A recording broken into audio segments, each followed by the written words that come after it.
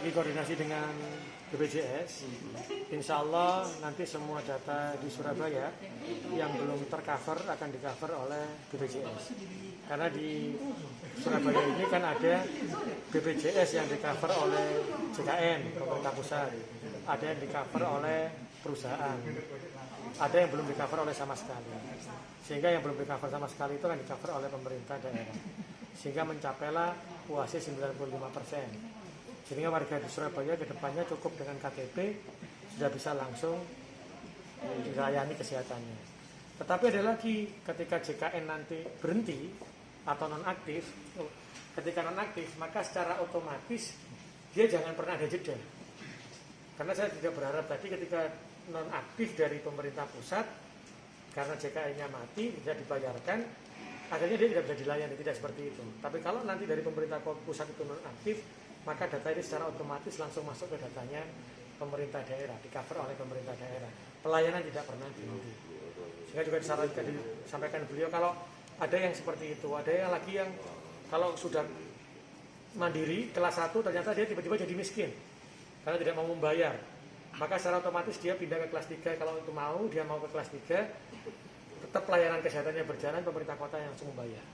Sehingga insya Allah ke depan mulai per 1 April, karena tidak bisa BPJS kalau sekarang bulan Maret juga bulan Maret tidak bisa, bulan Maret kita selesaikan semua, di bulan April tadi tidak ada lagi masyarakat Surabaya yang tidak mendapatkan pelayanan kesehatan karena ada jeda waktu, baik itu karena berhenti atau tidak atau nonaktif BPJS atau karena faktor dia menjadi miskin. Insya Allah semua itu sudah bisa kita sepakati dengan BPJS.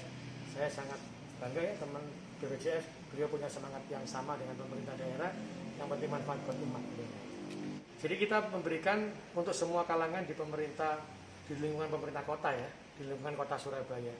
Ada yang bertanya, loh kenapa yang kaya juga diberikan jumlah? Karena di BPJS tidak melihat kaya atau miskin, gotong royong yang kita ambil, sehingga yang kaya menutup yang miskin yang kurang duitnya bagaimana nanti kan ditutup yang kaya, saling melengkapi lah. Jika kita membutuhkan, kenapa dipersyaratkan 95%? Jadi karena tadi faktornya gotong royong.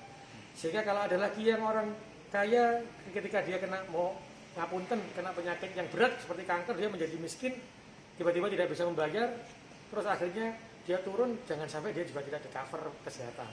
Langsung secara otomatis di-cover oleh kesehatan dengan pemerintah daerah yang ambil alih dari mandiri menjadi bebannya pemerintah daerah. Tapi yang pasti tujuannya adalah bagaimana seluruh warga Surabaya ini ketika sakit, ketika mendapatkan pelayanan kesehatan, dia akan merasa nyaman betul karena pemerintah itu hadir untuk rakyatnya.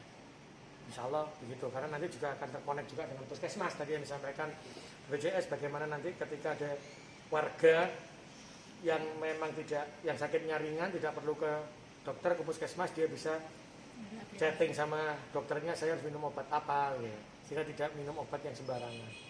Dan kami juga tadi sepakat dengan Bu Kadis Kesehatan, Bu Feni, tadi disampaikan nanti ada protapnya. Kalau sekarang ini orang di puskesmas ternyata penuh dari BPJS kan harus per kelurahan itu, sekarang bisa pindah ke tempat yang lain, kita usahakan seperti itu.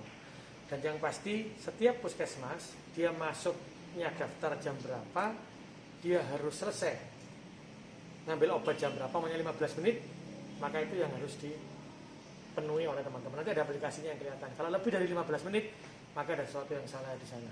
Nanti Bu Feni yang ngasih sanksi sama kepala puskesmasnya. Tenang aja.